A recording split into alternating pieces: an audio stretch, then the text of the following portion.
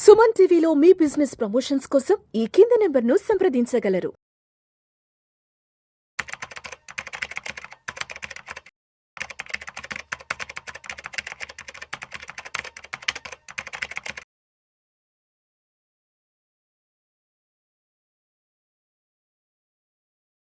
నమస్తే రేవంత్. నమస్తే అండి.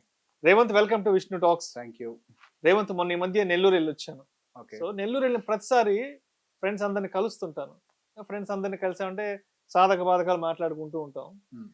అయితే అంటే కొంతమంది ఫ్రెండ్స్ నేను బాగా అబ్జర్వ్ చేశాను. అంటే అందరూ మంచి ఇన్కమ్ లోనే ఉన్నారు, మంచి శాలరీస్ లోనే ఉన్నారు. ఓకే. నా ఫ్రెండ్స్ లో కొంతమంది నెలకు 1,00,000 సంపాదించే వాళ్ళు ఉన్నారు, 2,00,000 సంపాదించే వాళ్ళు ఉన్నారు. అంటే శాలరీ పరంగా అందరూ మంచి పొజిషన్ లోనే ఉన్నారు. ఓకే. బట్ ఎందుకో ఫైనాన్షియల్ ప్లానింగ్ విషయంలో చాలా మంది అసలు ఎక్కడో ఉన్నారు. ఓకే. అంటే నెలకి 1,00,000-1,50,000 సంపాదిస్తున్నా కూడా ఎందుకో చాలా మంది ఏవో రకరకాల ఇష్యూస్ లో చుట్టుకుపోయేసేసి కొంతమంది ఎందుకో ఇంకా వెనక్కి వెళ్ళిపోతున్నారు. ఓకే. అదే 1,00,000-1,50,000 సంపాదించి ఇంకొంతమంది ఎలా ఉన్నారంటే చాలా చక్కగా ఫైనాన్షియల్ ప్లానింగ్ చేసుకొని ఫైనాన్షియల్ గా బాగా సెటిల్ అయినారు చాలా మంది. ఓకే. అంటే ఒక మంచి ఇల్లు కొనుక్కొని, ఇల్లు కట్టుకొని, ఒక మంచి ఫ్యామిలీ, ఇలా కొంతమంది సెటిల్ అయినారు. మంచి జీతం వస్తున్నా కూడా కొంతమంది ఏవో రకరకాల సమస్యల్లో సుడిగుండాల్లో చిక్కుకుపోయి రకరకాల ఇబ్బందులు పడుతున్నారు. ఓకే. సో అందరికీ ఒకే రకమైన జీతం వస్తున్నా కూడా బట్ ఎందుకు కొంతమంది ఏమో కొంత వెనక్కి వెళ్ళిపోతున్నారు ఫైనాన్షియల్ గా, ఇంకొంతమంది ఏమో చాలా చక్కగా ముందుకెళ్తున్నారు. సో ఎక్కడ తేడా కొడుతుందంటారు అసలు? సార్, అందరూ అనుకుంటాం మనిషి జీవితం నిర్ణయించేది డబ్బు అని. ఎస్, కొంతవరకు అది నిజమే. కానీ యాక్చువల్గా ఒక మనిషి జీవితం కొట్టుమిట్లాడేది 2 అంశాల మధ్యలో. ఒకటి భయం, రెండోది అత్యాశ. ఈ రెండింటి మధ్యలోనే మనిషి జీవితం అంతా కూడా గడుస్తూ ఉంటుంది. ఎవరైతే కంప్లీట్గా భయంతో ఉంటారో వాళ్ళు సంపదను సృష్టించలేరు, ఎవరైతే అత్యాశతో ఉంటారో వాళ్ళు సంపదను సృష్టించలేరు. మనిషికి ఆశ అవసరం, మనిషికి భయము అవసరం. ఈ రెండింటిని ప్రాపర్గా బ్యాలెన్స్డ్గా పెట్టుకొని మధ్యలో ఎవరైతే వెళ్తూ ఉంటారో యాక్చువల్గా వెల్త్ని వాళ్ళు మాత్రమే క్రియేట్ చేస్తూ ఉంటారు, కేవలం వాళ్ళు మాత్రమే. సో బేసిక్గా ఈ రెండింటిని ఏం ట్రిగ్గర్ చేస్తాయి అని అంటే మనిషికి ఉండేటువంటి ఒక ఎమోషన్ ట్రిగ్గర్ చేసి ఈ రెండింటి వైపుగా ఐదర్ ఎక్స్ట్రీమ్ కార్నర్స్లోకి ఒక మనిషిని పుష్ చేసేస్తూ ఉంటాయి. సో బేసిక్గా ఎవరైతే బాగున్నారు అని మీరు చెప్పారో వాళ్ళు ఈ రెండింటికి ఎమోషన్స్కి స్కోప్ ఇవ్వకుండా బ్యాలెన్స్డ్గా ఇన్ బిట్వీన్ లాజిక్ని అప్లై చేస్తూ వాళ్ళు ఇన్వెస్ట్మెంట్స్ చేసుకుంటూ వెళ్ళారు కాబట్టి వాళ్ళకి మంచి రిటర్న్స్ వచ్చి ఉంటాయి. Money always works with logic, not with emotions. మనం అంటాం పొలం ఉంది, మనం అద్భుతంగా ఇదిగా ఉన్నాము అని చెప్పేసి అనుకుంటూ ఉంటాం. ఇంకొక చిన్న మాట కూడా చెప్తాను సార్. చాలా మంది సమస్యతో మాట్లాడుకుంటున్నప్పుడు ఏదో అప్పుల ఊబిలో కూరిపోయి ఉంటారు, వాళ్ళ జీతంతో దాన్ని తీర్చలేరు, విపరీతంగా ఇబ్బంది పడుతూ ఉంటారు. జీతం బాగానే ఉంటది బట్ అనుకోని ఒక మిస్టేక్ చేసుకుంటుంటారు.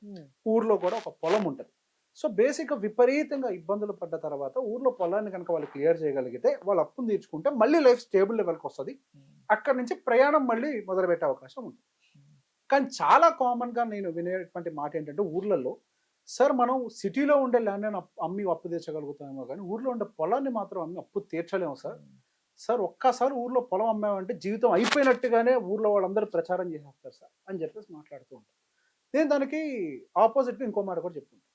మీ ఊరు నుంచి ఒకడు ఎదుగున్నాడు అని అంటే ఖచ్చితంగా వాడు మీ ఊర్లో పొలాన్ని అమ్మి వెళ్ళిపోయి అక్కడ పెట్టి ఎదుగునోడు అయి ఉంటాడు. అది కూడా గుర్తుపెట్టుకుని ఉండండి. కావాలంటే వెరిఫై చేసి చూడండి. చాలా మంది చెప్తారు ఊరు దాటిపోయినాడు ఎప్పటికైనా లైఫ్ లో ఎదుగుతాడు, ఊరు దాటిపోవాలి ఫస్ట్. ఎగ్జాక్ట్లీ. సో బేసిక్ గా అక్కడ మీరు ఎమోషనల్ గా ఏదో ఒకటి ఉంది. So this is called extreme emotion condition. Emotions లో ఉన్నవాడు ఎప్పుడు ఎదగడానికి అవకాశం లేదు. ఇక్కడ ఇంకో పనులు కూడా చేస్తూ ఉంటాడు. ఎక్స్ట్రీమ్ గ్రీడ్ గా ఉండాలి, అంటే డబ్బులు బాగా సంపాదించాలి, నేను సంపాదించే డబ్బుల్ని ఫాస్ట్గా డబుల్ చేయాలి. So extreme greed character.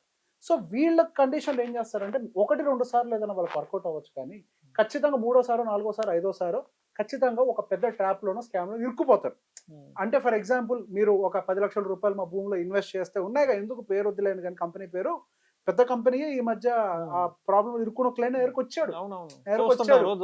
ఇన్ని డబ్బులు పెడితే 3 సంవత్సరాలు దాన్ని డబల్ చేసి ఇంక్లూడింగ్ ఇంట్రెస్ట్ ప్లస్ ప్రిన్సిపల్ కలిపిస్తాం, డబల్ ది అమౌంట్ ఇస్తాం అని చెప్పేసి ప్రామిస్ చేసి అట్లాంటి వాటిల్లో పెడతాం. ఈ ప్రీ లాంచింగ్ ఇట్లాంటి వాటిల్లో పెడుతుంది మేము చూస్తుంటాం కదా. సో బేసిక్ అక్కడ పాయింట్ ఇక్కడ మనం అర్థం చేసుకోవాల్సింది ఏంటి, మిమ్మల్ని ఏది ట్రిగర్ చేసింది? డబల్ ఇస్తాం, 2 ఇస్తాం, 3 ఇస్తాం అనే ఒక పాయింట్ ఏదైతే ఉందో మీ ట్రిగ్గర్ కి గురైపోయి అక్కడికి వెళ్ళి పెట్టారు. ప్రాక్టికల్గా 2-3 సంవత్సరాల్లో డబ్బుల్ని డబల్ చేయడం అనేది సాధ్యం అవుతుందా? ఏ గ్యాంబ్లింగో, ప్యాకాటాడో, ఎక్కడో చోట అదృష్టం కలిసి వచ్చి వస్తేనే తప్పించి ప్రాక్టికల్గా సాధ్యం కాదు. లైఫ్లో చేసే మన ఒక్క మిస్టేక్ మనం పెట్టిన పెట్టుబడి మొత్తాన్ని గుంజుకొని వెళ్ళిపోయి ఉంటుంది.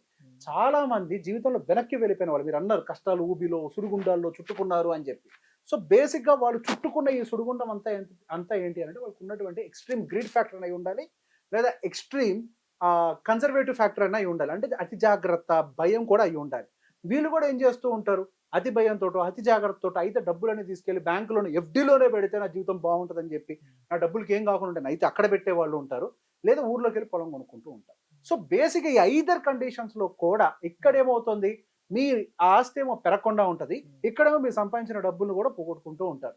సో ఈ రెండూ కాకుండా మధ్యలోకి వచ్చి బ్యాలెన్స్డ్గా వాళ్ళు సంపాదించేటువంటి రూపాయి ప్రాపర్గా ఎక్కడ గ్రో అవ్వగలుగుతుంది, రియాలిటీ ఎక్కడుంది, ఎక్కడ గ్యాంబ్లింగ్కి కానీ స్కామ్కి కానీ స్కోప్ లేకుండా ఉంటుంది, ప్రాపర్గా లీగల్గా లిటిగేషన్స్ లేకుండా ఎక్కడ ఉంటుంది అన్న దాన్ని అర్థం చేసుకొని ఎవడైతే పెట్టుబడి పెడతాడో వాడు స్టడీగా గ్రో అవుతాడు. సో బేసిక్ ఇక్కడ స్టడీగా గ్రో అవ్వాలంటే ఎమోషన్స్ అన్నదాన్ని వదిలేయాలి. మనిషికి భయం, భక్తి రెండు ఉండాలి, నేను కాదని అనట్లేదు. ఆశ కూడా ఉండాలి, నేను కాదని అనట్లేదు. అవి ఎప్పుడైతే ఎక్స్ట్రీమ్ కార్నర్స్కి వెళ్తాయో అప్పుడు యాక్చువల్గా మనిషి పూర్తిగా పాతాళ లోకానికి తొక్కేయబడతాడు. సో సేమ్ శాలరీ ఉన్నప్పటికీ, ఇంకొక కేసు కూడా చెప్తాను ఇలానే. ఇద్దరు వ్యక్తులు, నాకు నా క్లయింట్ చెప్పింది, ఇద్దరు వ్యక్తులు ఒకటే కంపెనీ, ఒకటే జీతం, వాళ్ళు ఫ్రెండే. ఈయనేమో ఎప్పటి నుంచి ఇన్వెస్ట్మెంట్ చేస్తున్నాడు, ఈయన కూడా ఎప్పటి నుంచో ఇన్వెస్ట్మెంట్ చేస్తున్నాడు. సో వీళ్ళిద్దరూ సేమ్ అమౌంట్ ఇన్వెస్ట్మెంట్ చేస్తున్నప్పటికీ ఒక ఆయనేమో విపరీతంగా డబ్బులు సంపాదించాడు, ఒక ఆయన డబ్బులు సంపాదించలేకపోయాడు.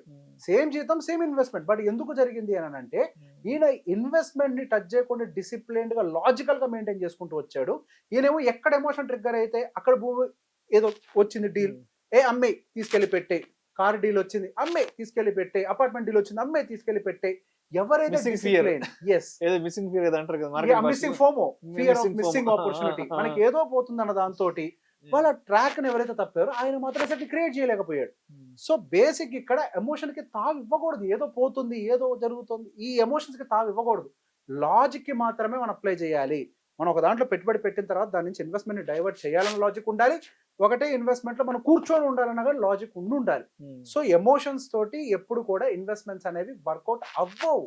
రైట్. డబ్బుకి కావాల్సింది ఏంటి, ప్లస్ మైనస్ డివైడ్, ఇవి కదా. ప్రేమ, ఆప్యాయతలు, అనుబంధాలు, డబ్బుతో దానికేం పని ఉంది, డబ్బుకు దాంతో పని లేదు.